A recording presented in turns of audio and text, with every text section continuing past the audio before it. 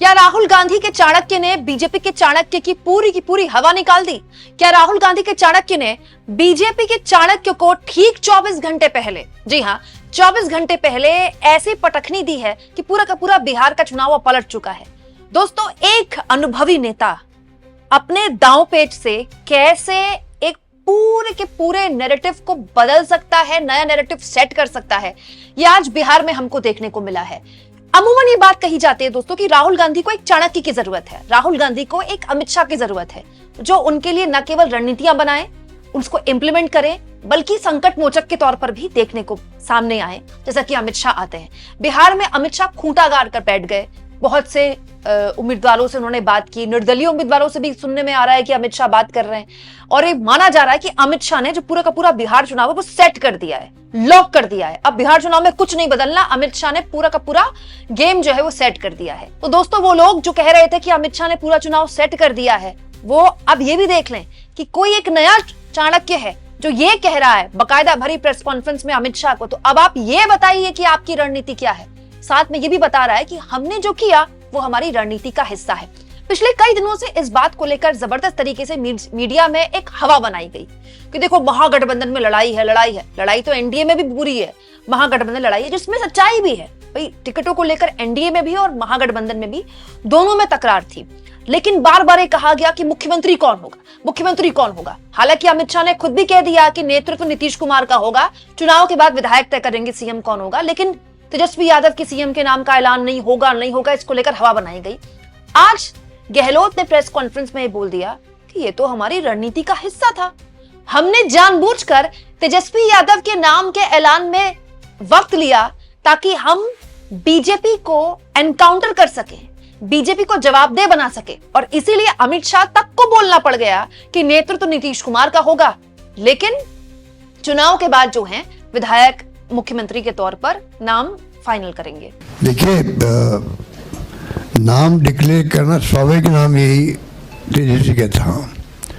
आप लोग बार बार क्वेश्चन पैदा कर रहे थे, इसलिए हमें आज वापस बात कहनी पड़ी।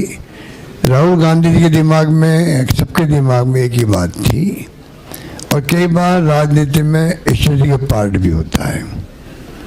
अमित शाह जी को भी यहाँ कहना पड़ गया कि हम देखेंगे बाद में क्या तय करेंगे।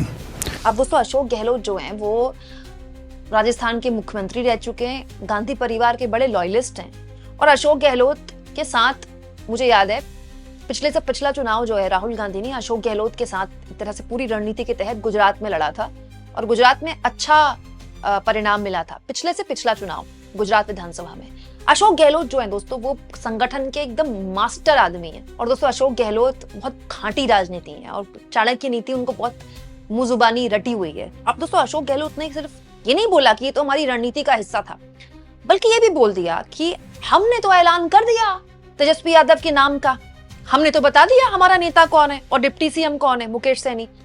अब आप हमें बताइए अमित शाह जी, आपका मुख्यमंत्री कौन बनेगा? और ये नेतृत्व नहीं चलेगा, क्योंकि नेतृत्व वाली बात तो आपने महाराष्ट्र में भी बोली थी, लेकिन डिप्टी सीएम बना दिया है एकनाथ शिंदे का। ये बताइए चुनाव के बाद मुख्यमंत्री कौन होगा? दोस्तों, ये तो हो गई मुख्यमंत्री के कैंडिडेट की बात। इसके अलावा ये भी हवा बनाई गई कि इतनी सीटों पर महागठबंधन आपस में लड़ रहे हैं, फ्रेंडली फाइट है, फ्रेंडली खूब बताया गया। इसको लेकर भी आज प्रेस कॉन्फ्रेंस में सवाल पूछा गया। दीपांकर भट्टाचार्य ने इसका सीधा जवाब दिया कि हम आपस में बैठ रहे हैं, आज का दिन है, आज के दिन बहुत से उम्मीदवार अपना नामांकन वापस भी ले रहे हैं, आगे भी लेंगे, और चुनाव में तो ये होता रहता है, मतलब कुछ सीटों को लेकर उन्होंने ये बोला होता रहता है। 95% हमारा मामला सेट है, कई उम्मीदवार आखिरी वक्त पर भी अपने फैसले बदलेंगे, यानी कि अब उम्मीदवारों पर दबाव बनाया जा रहा है, और ये साफ क्लियर भी किया जा रहा है कि जितना जल्दी हो सके जो भी गतिरोध था सीटों को लेकर, जहां पर जो महागठबंधन के उम्मीदवार आमने सामने थे, उसको लेकर मामला खत्म किया जाए। आज भी विड्रॉल शायद चल रहा है, ठीक है, 243 सीट है और पूरे बिहार में पूरी एकता के साथ लड़ेंगे। मैं तो देखिए स्टैटिस्टिक्स का छात्र रहा हूँ, और हम जानते हैं कि अगर 1-2% कुछ इधर उधर हो उससे फर्क नहीं पड़ता। 95% देखिए, और बाकी भी चुनाव है, डायनामिक चीज़ है। अगर जैसे चुनाव आगे बढ़ेगा तो कोई एक आध कैंडिडेट के लिए पीछे हटना भी कोई बड़ी बात नहीं है। इसलिए पूरी एकता के साथ इस बार का चुनाव है और ये एकता के साथ हम लोग इस सरकार को बदल देंगे इस चुनाव में।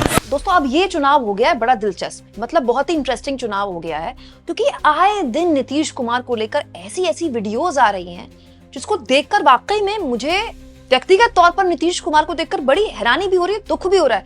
क्योंकि दोस्तों नीतीश कुमार जब बिहार की राजनीति में एकदम फलक पर थे और बिहार अपनी सीएम के तौर पर उन्होंने बिहार में काफी बदलाव भी किए, वो वक्त था जब मैंने पत्रकारिता शुरू की थी। मैंने अपने सामने एक ताकतवर नीतीश कुमार को न केवल बिहार बल्कि राष्ट्रीय राजनीति में तो चढ़ते हुए देखा। आज नीतीश कुमार की हालत यह है कि वो मंच से एनडीए की महिला उम्मीदवार के गले में माला डाल देते हैं तो उनकी पार्टी के कार्यकारी अध्यक्ष उनका हाथ पकड़ लेते हैं। एक सिटिंग सीएम का उनकी पार्टी के कार्यकारी अध्यक्ष हाथ पकड़ रहे हैं और सिटिंग सीएम कह रहे हैं कि गजबे आदमी है। और दोस्तों ये वीडियो 2 दिन पुराना है, कल का वीडियो एक और वायरल हो रहा है जिसमें मौजूदा दौर में जो मंत्री हैं उनसे मुख्यमंत्री नीतीश कुमार खड़े हो इस तरह की बात कर रहे हैं। मतलब आप सोचिए कि नीतीश कुमार की ऐसी कई वीडियोस हैं। अभी कुछ दिन पहले मोदी बिहार में आए थे, नीतीश कुमार जनता से खड़े हो इस तरह की बात करने लगे। लगातार ये बात कही जाती है और आज तेजस्वी यादव ने भी ये बात बोली कि नीतीश कुमार की स्वास्थ्य को लेकर अब हमें बहुत चिंता होने लगी है। नीतीश कुमार इस स्थिति में नहीं है कि वो सरकार चला पाए, आने वाले वक्त में मुख्यमंत्री बन पाए और हमें इस बात की भी चिंता हो रही है कि उनको कुछ लोगों ने घेर लिया। इनफैक्ट तेजस्वी यादव ने तो ये भी बोला कि नीतीश कुमार के कोई भी मंत्री मंत्रालय नहीं चला रहे हैं, सारे सेक्रेटरी मंत्रालय चला रहे हैं और पार्टी के अंदर जो बीजेपी के लोग जो जेडीयू के अंदर घुस गए हैं दरअसल नीतीश कुमार के चेहरे का इस्तेमाल कर रहे हैं अपनी राजनीतिक रोटियां सेकने के लिए, अपना उनकी गोटी सेट हो रही है। अब दोस्तों ये कोई ऐसी बात नहीं है जो तेजस्वी यादव बोलेंगे तो बिहार की जनता इसमें यकीन करने से पहले सोचेगी। बिहार में नीतीश कुमार की जो स्थिति है मतलब वो सब देख रहे हैं। और दोस्तों ये बात सही है कि नीतीश कुमार के पास एक बहुत बड़ा वोट चंक है, ईबीसी का, कुर्मी, कोयरी, ये उनका एक बहुत बड़ा वोट चंक माना जाता है। लेकिन कोई भी वोटर जब नीतीश कुमार जैसे नेता जिसको वो इतने लंबे टाइम से वोट देता आ रहा है, आगे जब वो देखता है कि इस पार्टी का कोई भविष्य नहीं है और एंड ऑफ द डे या तो इस पार्टी के नेता टूटकर बीजेपी में चले जाएंगे या चुनाव के बाद नीतीश कुमार का ही गेम खत्म कर दिया जाएगा, उनको सीएम नहीं बनाया जाएगा, तो एक कंफ्यूजन पैदा होता है। और एक कंफ्यूजन आज तेजस्वी यादव ने अपने प्रेस कॉन्फ्रेंस में कहकर बोला भी कि हमें चिंता हो रही है उनके स्वास्थ्य की। यही कंफ्यूजन दोस्तों नरेंद्र मोदी ने ओडिशा के पिछले साल हुए विधानसभा में चुनाव में पैदा किया था कि जो उस वक्त के ओडिशा के मुख्यमंत्री थे नवीन पटनायक, उनके सिर्फ हाथ पैर हिल रहे थे, ऐसा नहीं कि वो कुछ भी बोलते थे। जैसे नीतीश कुमार मंच से कुछ भी बोल रहे हैं ऐसा उन्होंने कभी नहीं किया। हाँ दोस्तों उनके हाथ पैर काफी कांपते थे, कंपन होती जो कि हमारे देश में बुजुर्गों में होती है, स्वास्थ्य कारण भी थे। लेकिन इसको लेकर नरेंद्र मोदी ने एक बहुत बड़ा माहौल पैदा किया था कि हम तो कमेटी बनाएंगे, कुछ अधिकारी नवीन बाबू को घेर चुके हैं, पार्टी में कब्जा हो गया है, ये हो गया है, वो हो गया। और ये चिंता उड़ीसा में नवीन पटनायक के वोटर के बीच पैदा भी हुई कि क्या नवीन पटनायक इस स्थिति में है कि वो सीएम के तौर पर अगले 5 साल लीड कर पाए। और इसका बड़ा फायदा दोस्तों बीजेपी को हुआ। एग्जैक्टली यही बात अब नीतीश कुमार को लेकर न केवल तेजस्वी यादव बोल रहे हैं बल्कि पूरा महागठबंधन बोल रहा है कि नीतीश कुमार की क्या ऐसी स्थिति है कि आप उनको सीएम बनाएंगे, और अगर उनको सीएम नहीं बनाएंगे तो किसको बनाएंगे, नाम बताइए, हमने तो बता दिया। अब दोस्तों हुआ क्या कि ये सीएम कौन होगा, इंडिया गठबंधन में तो तकरार मची है। इसको लेकर पिछले कई दिनों से जो तमाशा बीजेपी ने खड़ा किया था अब वो उसको बैकफायर कर गया है। अब बीजेपी बताए, पिछले कई दिनों से बीजेपी यही रट लगाए बैठी थी ना कि सीएम को लेकर तकरार है, तेजस्वी यादव नाराज हैं और राहुल गांधी नहीं आए और फलाना ढिमकाना। आज तो ये भी कह दिया गया कि राहुल गांधी भी आने वाले हैं छठ महापर्व के बाद तुरंत प्रचार के लिए, और साथ में प्रचार भी होगा तेजस्वी और राहुल का। तो सारी खटपट की खबरें भी खत्म हो गई। लेकिन इसमें कोई दो राय नहीं दोस्तों कि ये सब कुछ पिछले 24 घंटे के अंदर किया गया।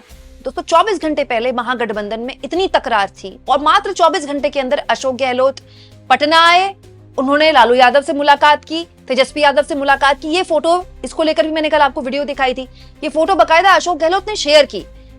इंपॉर्टेंट ये है कि इस फोटो में आपको अलावरू नहीं दिखेंगे। कांग्रेस जो बिहार कांग्रेस के प्रभारी हैं, अलावरू यहाँ पर आपको नहीं दिखाई देंगे।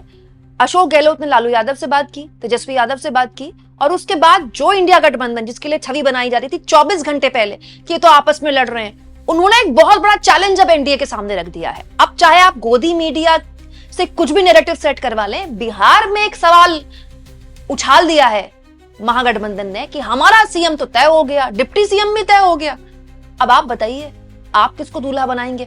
ये सब कुछ तब हुआ है दोस्तों जब एनडीए में ऑलरेडी मांझी और कुशवाहा जैसे लोग कह रहे हैं कि नीतीश कुमार को ही सीएम बनाएंगे, आप नाम का ऐलान कीजिए। अब बीजेपी के साथ और दिक्कत है दोस्तों, अगर नीतीश कुमार को सीएम बनाएंगे तो उसके खुद के सीएम कब बनेंगे? पहला। दूसरा, नीतीश कुमार को जैसे ही अगर बीजेपी कहते हैं चुनाव के बाद उनको सीएम बनाएंगे, नीतीश कुमार तेजस्वी यादव के सामने पॉपुलैरिटी में सीएम के चेहरे के तौर पर किसी भी हाल में 21 नहीं बैठते हैं, वो बहुत पीछे है तेजस्वी यादव से। तो फिर ये एक ऐसा चुनाव बन जाएगा जिसमें बिहार में बीजेपी चुनाव से पहले हार मान लेगी अगर वो नीतीश कुमार को प्रोजेक्ट करती है तो। मतलब आप सोच लीजिए कि बीजेपी के चाणक्य जिनके लिए कहा जा रहा था कि उन्होंने तो चुनाव सेट कर दिया, लॉक कर दिया, उनके सारे लॉक खोलकर चाबी नदी में फेंक दी है अशोक गहलोत ने, या फिर ये कह ले कि राहुल गांधी के चाणक्य ने। आप अशोक गहलोत की इस रणनीति को किस तरह से डिकोड करते हैं? क्या वाकई में आप इंडिया गठबंधन ने पूरा का पूरा जो नैरेटिव है पिछले कई दिनों से जो बनाया जा रहा था उनके खिलाफ, उसको बदल दिया है? कमेंट बॉक्स में जरूर लिखें और जितना हो सके चैनल को शेयर करें, सब्सक्राइब करें और थैंक्स फॉर ज्वाइन के ऑप्शन से अगर आप चाहें तो कुछ आर्थिक मदद भी चैनल की जरूर करें।